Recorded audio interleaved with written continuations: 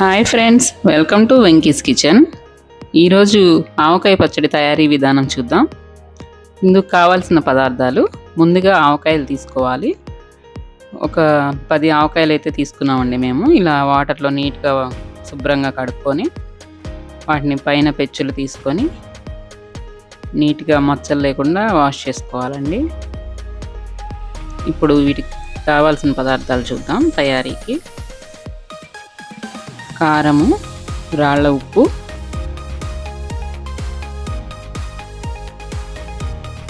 సన్న ఆవాలు, మెంతులు, వెల్లుల్లి రెబ్బలు ఇవన్నీ తీసుకొని ఇప్పుడు మనం ఆవకాయనైతే ముక్కలుగా కట్ చేసుకుందాం. ఆవకాయని నీట్గా ముక్కలుగా కట్ చేసుకొని శుభ్రంగా తుడిచిపెట్టుకొని ఇలా అయితే రెడీ చేసుకున్నాం అండి. ఒక బేసిన్ తీసుకొని ఆ బేసిన్లో పెట్టుకోవాలి. ఇలా ముక్కలు కట్ చేశాక పైన పెచ్చులకి నల్లగా వస్తుంది కదా, అంతా క్లీన్గా తుడుచుకొని పెట్టుకోవాలి. ఇవైతే నేను ఒక 10 కాయలు అయితే తీసుకున్నాము. ఇవి 2 మానికలు అయినాయి. కొంచెం ఒక గుప్పెడు ముక్కలు ఎక్స్ట్రా కూడా వచ్చాయి. ఈ విధంగా కట్ చేసుకున్న ముక్కలకి మనం ఇప్పుడు తయారీ చూద్దాము. పచ్చడి తయారీ.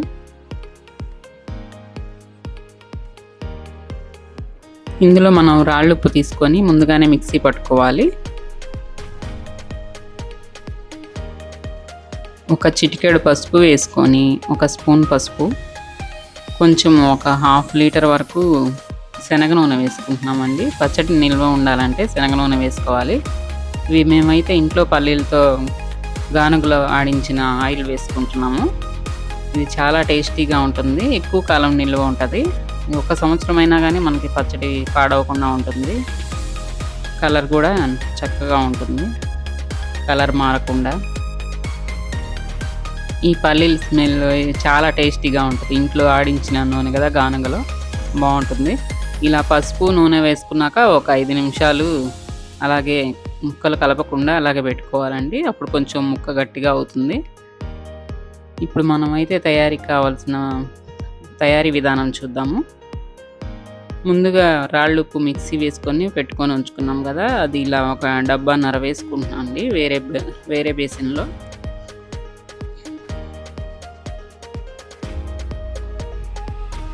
ఒక బౌల్ రాళ్ళు ఉప్పు తీసుకుంటే ఇలా ఒక డబ్బాన్నర అయింది కొలత. ఇందులో ఒక 50 గ్రామ్స్ మెంతులు తీసుకొని దోరగా వేయించుకొని ఇలా మిక్సీ పట్టుకోవాలి. మెంతిపిండి,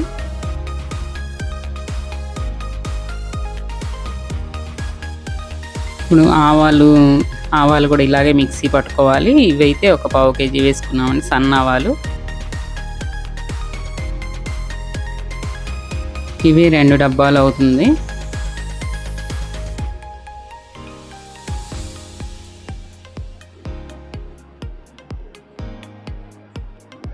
ఇప్పుడు మనం కారం అయితే ఒక డబ్బాన్నర వేసుకుందాం. ఇంకొంచెం ఎక్కువ కారం తినేవాళ్ళు అయితే ఇంకో 1/2 డబ్బా వేసుకోవచ్చు, ఇంకా ఘాటుగా ఉంటుంది. మేమైతే పిల్లలు కూడా తింటారు కదా, కొంచెం కారం తక్కువగానే వేస్తాం, కానీ కరెక్ట్గా సరిపోతుందండి. చాలా టేస్ట్గా ఉంటుంది. మా పిల్లలు అయితే ఇది చాలా ఇష్టంగా బాగా తింటారు.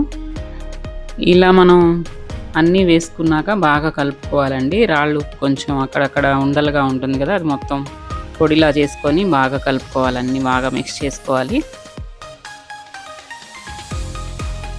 ఈ విధంగా మిక్స్ చేసుకున్న ఈ పౌడర్ని దీంట్లో ఒక చిటికెడు ఇంగువ పొడి కూడా వేసుకుందాం.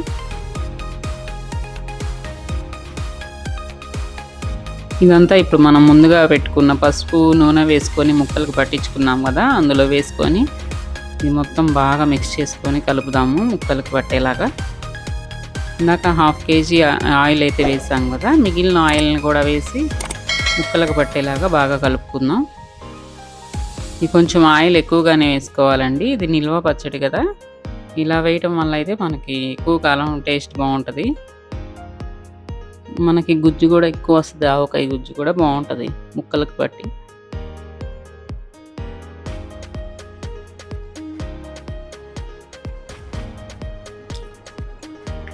మనం ఇది ఎంత అన్నిట్లో ముద్దపప్పులో కానీ ఎలా అయినా ఆవకాయ పచ్చడి ఒక ముద్ద తింటే చాలా బాగుంటుంది. వేడి వేడి రైస్లో కానీ ఇలా వేసుకోవచ్చండి, చాలా టేస్టీగా ఉంటుంది.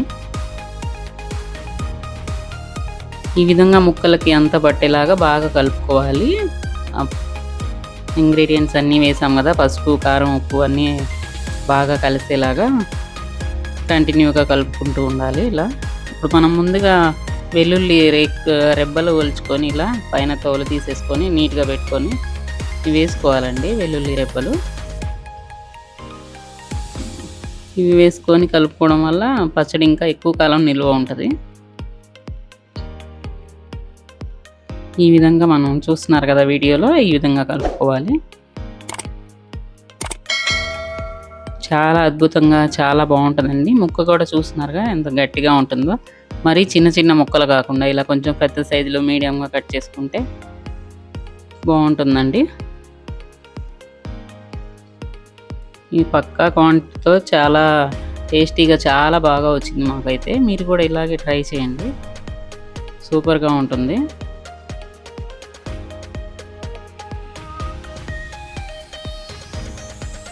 ఈ విధంగా కలుపుకున్నాక మనం ఒక గాజు జాడీలో భద్రపరచుకోవాలి. మనం ఇలా భద్రపరచుకోవడం వల్ల మనకి ఎక్కువ కాలం నిల్వ ఉంటుంది. ఒక 1 year 2 years అయినా కానీ పచ్చడి చక్కగా ఉంటుంది. టేస్ట్ కూడా మారకుండా కలర్ పోకుండా బాగుంటుంది. ఈ విధంగా మనం పట్టిన పచ్చడి అంతా ఇలా గాజు సీసాలో పెట్టుకోవాలి. దీనికి వాటర్ తగలకుండా ఉంటే చాలండి. వాటర్ తగలటం వల్ల ఏంటంటే బూజు వచ్చేస్తుంది పచ్చడి త్వరగా. వాటర్ తగలకుండా జాగ్రత్త పడాలి మనం. చూస్తున్నారు కదా, గుమగుమలాడే ఆవకాయ పచ్చడి అయితే మనకి రెడీ అయిపోయింది. ఇలా మనం మొత్తం గాజు సీసాలో భద్రపరచుకొని దీనికి గాలి పోకుండా ఒక పైన ఏదన్నా క్లాత్ కట్టుకుంటే ఇంకా ఎక్కువ కాలం నిల్వ ఉంటుందండి. అందులోకి వాటర్ అది చేరకుండా ఉంటుంది కదా, చక్కగా ఉంటుంది పచ్చడి, నిల్వ పచ్చడి.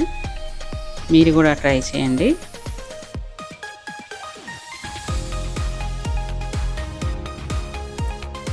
ఈ వీడియో మీకు నచ్చినట్లయితే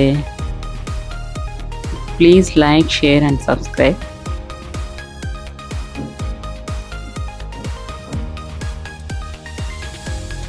Thanks for watching.